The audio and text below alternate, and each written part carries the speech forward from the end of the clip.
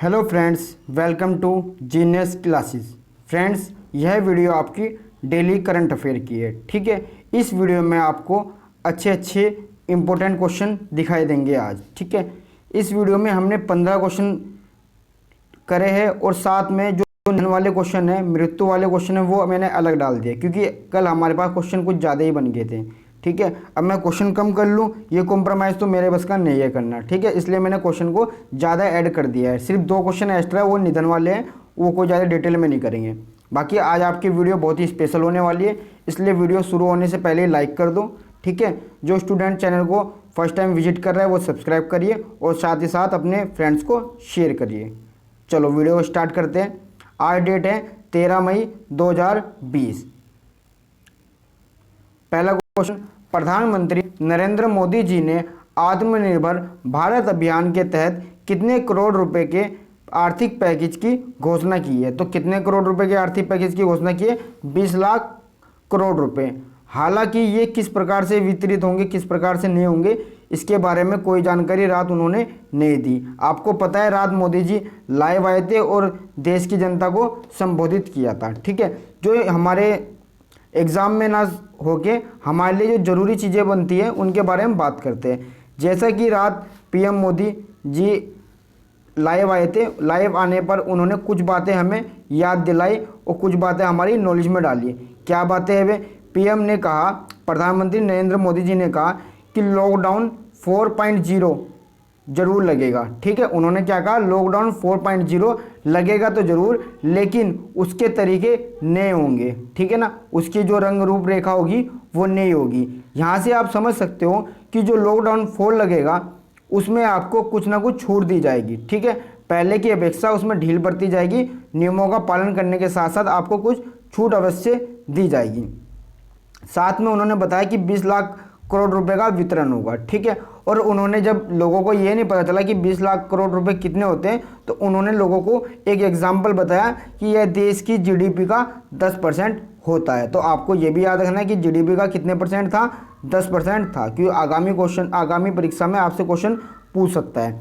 साथ ही उन्होंने एक चीज़ और बोली है कि अपनी लोकल चीज़ों को ही ब्रांड बनाने की कोशिश करिए। मतलब क्या है उनका साफ सा मतलब है कि हमें और देशों के भरोसे नहीं रहना। अपनी जो लोकल चीज़ें हैं, अपने जो देश का ब्रांड है, अपना जो स्वदेशी ब्रांड है, स्वदेशी चीज़ें हैं, उनको अगर आप खुद प्रयोग में लाओगे तो स्पेशल अपने आप में ही ब्रांड बन जाएगा। ठीक है, क्योंकि व्यापार की दृष्टि से हमारा देश दूसरे नंबर पर आता है। पहले नंबर पर चीन, क्योंकि जनसंख्या चीन की सबसे ज़्यादा है, और दूसरे पे हमारा व्यापार पर दूसरे नंबर पर देश आता है। अगर हम लोग अपने देश की चीज़ों को यूज़ में लाए तो हमारे देश का जो भी लोकल ब्रांड होगा वो एक इंटरनेशनल ग्लोबल ब्रांड में बदल जाएगा, क्योंकि यहाँ की जनसंख्या इतनी है। ठीक है, तो मैं भी आपसे बोलना चाहूँगा, क्योंकि इस लॉकडाउन के दौरान आपका जो साथ दिया है किसी इंटरनेशनल या ग्लोबल ब्रांड ने नहीं, आपके लोकल ब्रांड ने, आपकी लोकल चीज़ों ने आपका साथ दिया है। ठीक है, तो लोकल को ज़्यादा से ज़्यादा यूज़ करिए। चलो नेक्स्ट क्वेश्चन पे चलते हैं। फाइंडिंग फ्रीडम नामक पुस्तक इंग्लैंड के शाही परिवार के किस व्यक्ति के जीवन पर आधारित है? तो किसके जीवन पर आधारित है? प्रिंस हैरी के जीवन पर आधारित है। प्रिंस हैरी व मेहान मोर्कल ने शाही परिवार को छोड़ा था और उनके जीवन पर यह पुस्तक आधारित है। मैंने आपको इनके लेखक भी लिख दिए है ताकि आपको दोनों चीज़ें याद रहे, किस पे आधारित है प्लस लेखक का नाम क्या है? ओमी स्काबी और कैरोलिन डुरंट। तो दोनों चीज़ आपको याद रखने, प्रिंस हैरी और ये। नेक्स्ट क्वेश्चन पे चलते हैं। टोडा जनजाति के लोग जो हाल ही में खबरों में है वे कहाँ पर रहते हैं? ये कहाँ पर रहते हैं? नीलगिरी पहाड़ियों में रहते हैं। ठीक है, इनका ये चर्चा में क्यों है इसके बारे में बात करते हैं। कोविड-19 के मद्देनज़र नीलगिरी पहाड़ियों के क्षेत्र में टोडा कारीगर ने चेहरे के मास्क बनाने में अपना पारंपरिक कौशल दिखाया है। साथ में उन्हें उपयोग करने और लोगों को संक्रमण से बचाने के लिए यह मददगार साबित होंगे और इन लोगों की आजीविका का भी साधन बनेंगे। ठीक है, नेक्स्ट क्वेश्चन।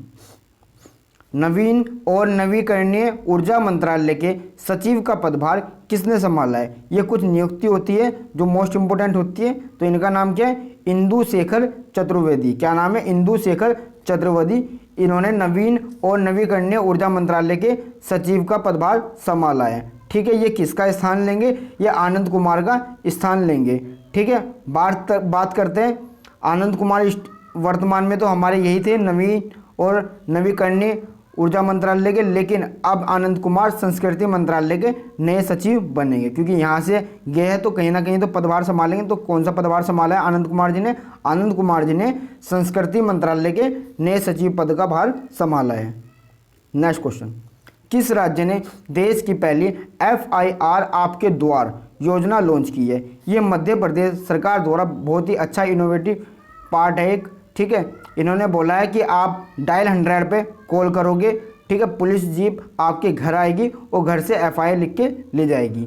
कई बार तो आप देखते होंगे कि आप पुलिस स्टेशन में जाते हो और वहाँ पर भी आपकी FIR दर्ज नहीं होती, लेकिन अब ये बोल रहे हैं डायल 100 पे आप कॉल करो, हम आपके घर आएंगे, घर से FIR लिख के ले जाएंगे। ठीक है, मध्य प्रदेश के गृह मंत्री नरोत्तम मिश्रा ने भोपाल में देश की पहली FIR आपके द्वार शुरू की है।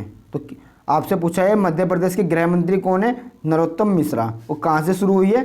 भोपाल से। नेक्स्ट क्वेश्चन, किस भारतीय हवाई अड्डे में भारत में मध्य एशिया के सर्वश्रेष्ठ हवाई अड्डे के लिए स्काई ट्रैक्स पुरस्कार जीता है? तो किसने जीता है? बेंगलुरु हवाई अड्डे ने जीता है। पिछले 4 साल के अंदर 3 बार ये अवार्ड इसी ने जीता है। ठीक है, बात करें हम सब पूरी दुनिया की बात करें, पूरे वर्ल्ड की बात करें तो सिंगापुर के जेवेल चंगी एयरपोर्ट ने वर्ल्ड बेस्ट एयरपोर्ट का अवार्ड जीता है। तो आप वर्ल्ड के क्या याद रखोगे? सिंगापुर के जेवेल चंगी एयरपोर्ट और भारत का बेंगलुरु हवाई अड्डा। नेक्स्ट क्वेश्चन, हाल ही में दीपा मलिक ने संन्यास लेने की, एक सेकंड रुकिए थोड़ा, हाल ही में दीपा मलिक ने संन्यास लेने की घोषणा की है, वह किस खेल से संबंधित है?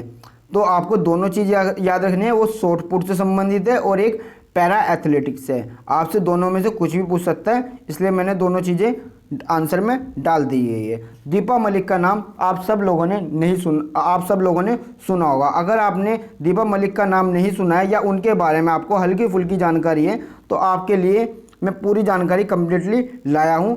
अगर आप इनकी स्टोरी से इंस्पायर हो सको तो ये मेरे लिए एक खुशी की बात होगी। ठीक है, दीपा मलिक जिनका जन्म 30 सितंबर 1970 में हुआ था। देखो मैं स्टोरी तेज बोलते चलूँगा, आप अपने आप लिख लेना जो आपको इंपॉर्टेंट लगेगी, लेकिन लिखना जरूर है। ठीक है, क्योंकि इनकी स्टोरी और इन्हें जो अवार्ड मिले वो हमारे लिए इम्पोर्टेंट है।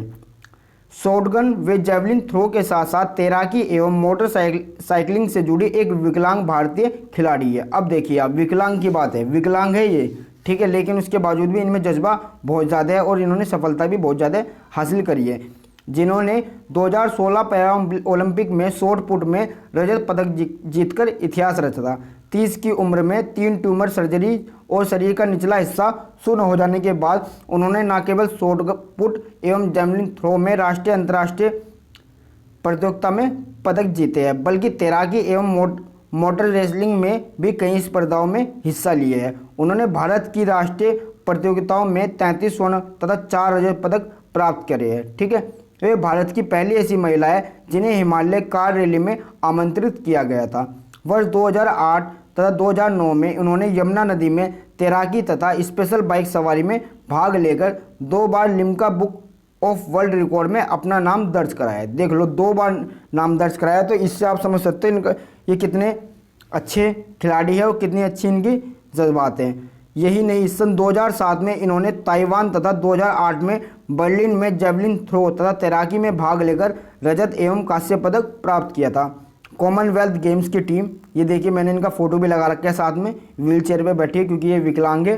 ठीक है, में भी चयनित की गई थी। पैरा ओलंपिक खेलों में उनकी उल्लेखनीय उपलब्धियों के कारण भारत सरकार ने अर्जुन पुरस्कार और राजीव गांधी पुरस्कार भी इनको प्रदान किया है। अगर हम वर्तमान की बात करें तो आपको याद रखना है, दीपा मलिक भारतीय पैरा ओलंपिक समिति की अध्यक्ष है। तो वर्तमान में क्या है, भारतीय पैरा ओलंपिक समिति की अध्यक्ष है और ये कहाँ की निवासी है, हरियाणा की निवासी है, ये भी आपको याद रखना है।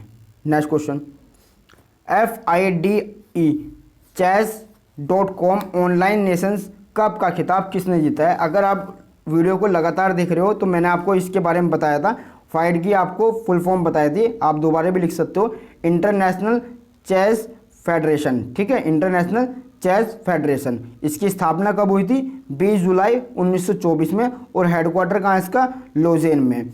बात करते हैं इन्होंने खिताब जीता है, तो किसने खिताब जीता? चीन ने जीता है।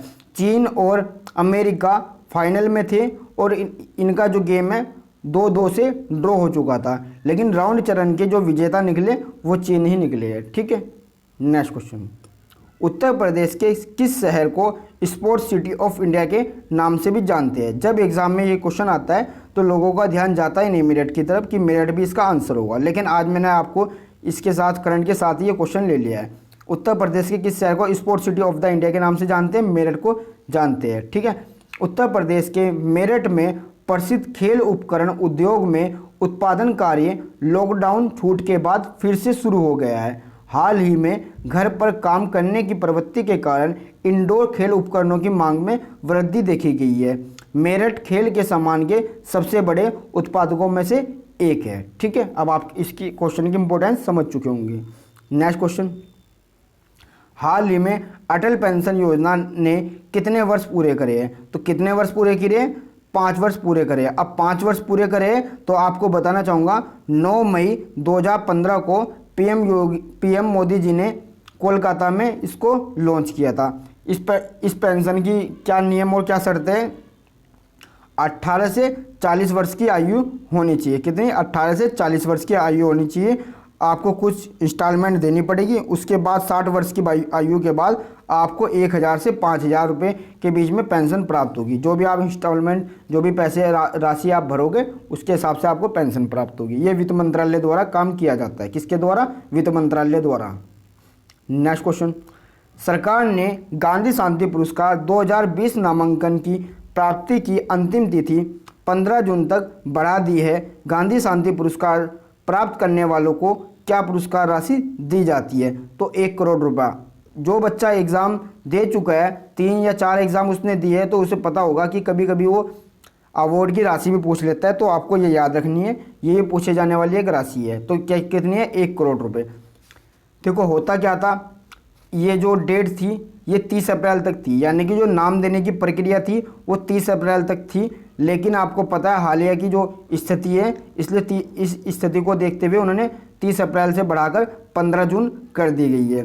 संस्कृति मंत्रालय हर वर्ष गांधी शांति पुरस्कार देने के लिए आमंत्रित करता है। हर वर्ष ये पुरस्कार दिया जाता है। ठीक है, नेक्स्ट क्वेश्चन, हाल ही में पाकिस्तान ने किस प्रांत के मानवाधिकार आयोग की वेबसाइट पर प्रतिबंध लगा दिया है? तो किस स्थान की वेबसाइट पर प्रतिबंध लगाया है? बलूचिस्तान पर। ठीक है, अब बात कर रहे हैं पाकिस्तान की, और ये प्रतिबंध लगाया क्यों है सब आपको बताएंगे, थोड़ा सा इंतजार करिए। ये देखिए आंसर याद है आपको? क्या था हमारा आंसर? बलूचिस्तान। अब जो आप रेड वाले हिस्से को देखिए, ठीक है, आपको रेड वाला हिस्सा दिखाई दे रहा है, ये है बलूचिस्तान। अगर पूरे मैप की बात करिए, देखिए आपको पूरा मैप दिखाई दे गया होगा। ठीक है, नीचे क्या है? अरेबियन सी है, और बराबर में ईरान है, और ऊपर अफगानिस्तान है। ये इसका पूरा का पूरा मैप है। अगर आप मैप को ध्यान से देख रहे हो तो आपको एक चीज़ दिखाई दे रही होगी कि ये जो बलूचिस्तान है ये इसके अधिकांश क्षेत्र में फैला हुआ है, यानी कि आधे से अधिक क्षेत्र तो यही अकेला कवर करता है। ठीक है, और ऊपर देखिए मैंने आपको बताया 4 स्टेट यहाँ पर पाए जाते हैं। अगर आपने मेरी पीओके वाली वीडियो नहीं देखी तो मैं आपको बोलना चाहूँगा पीओके वाली वीडियो देख लेना, वो भी आपके लिए बेहद ज़रूरी है। ठीक है, ताकि आपको पता चल जाए कि भारत पीओके को क्यों लेना चाहता है, क्यों इस पर अपना अधिकार मानना चाहता है। सारे क्वेश्चन के आंसर आपको वहाँ पर मिल जाएंगे। ठीक है, अब सबसे ऊपर देखिए, बिल्कुल सबसे ऊपर देखिए, ठीक है, वहाँ पर लिखा है खैबर पख्तूनख्वा। पहला स्टेट तो ये हो गया इनका। ठीक है, पहला राज्य ये हो गया। दूसरा देखिए लिखा है पंजाब। ठीक है, तीसरा लिखा है सिंध, और चौथा लिखा है बलूचिस्तान। 4 राज्य है। 5वां बनाने किसकी बात करी थी? गिलगिट बाल्टिस्तान को। ठीक है, अब बात करते हैं बलूचिस्तान में। अब आपको बलूचिस्तान के बारे में जानकर बड़ा आश्चर्य होगा इसके अंदर क्या क्या चल रहा है।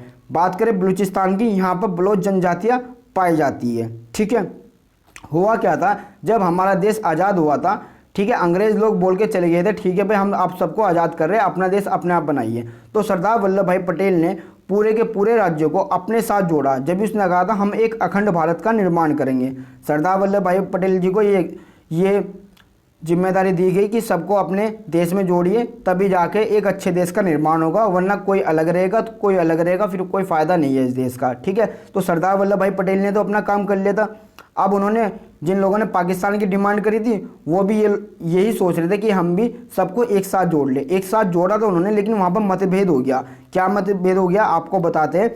ये जो रेड कलर का आपको बलूचिस्तान दिख रहा है, यहाँ पर बलोच जनजातियाँ पाई जाती है, और सन 1955 में पाकिस्तान में बलूचिस्तान पर आक्रमण करके अपने कब्जे में ले लिया।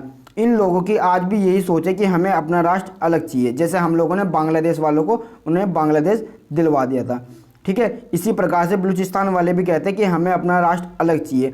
बलूचिस्तान वाले हमेशा भारत के फेवर में ही बोलते रहते हैं, और पाकिस्तान वाली सरकार उनका शोषण करती है।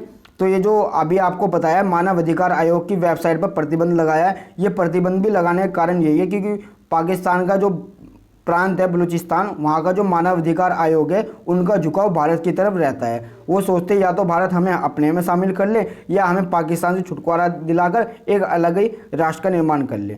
अब आपको इसके क्वेश्चन के बारे में चर्चा पता चल गई होगी।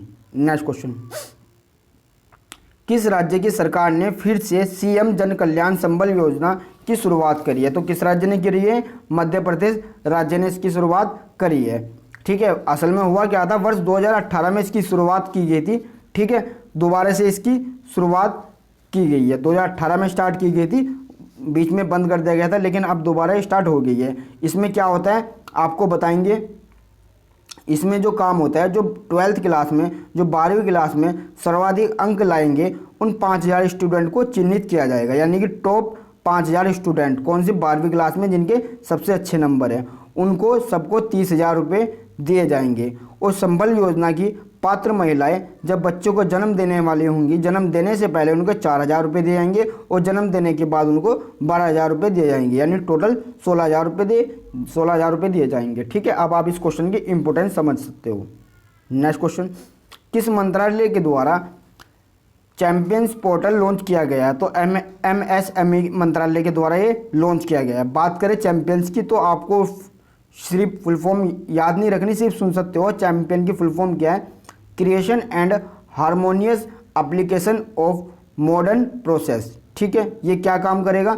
छोटे उद्यमियों की शिकायतों के निवारण को समर्थन करने और मदद करने का काम करेगा। बात करते हैं हम MSME मंत्रालय के बारे में, तो इस मंत्रालय के जो मंत्री है उनका नाम है नितिन गडकरी। ठीक है,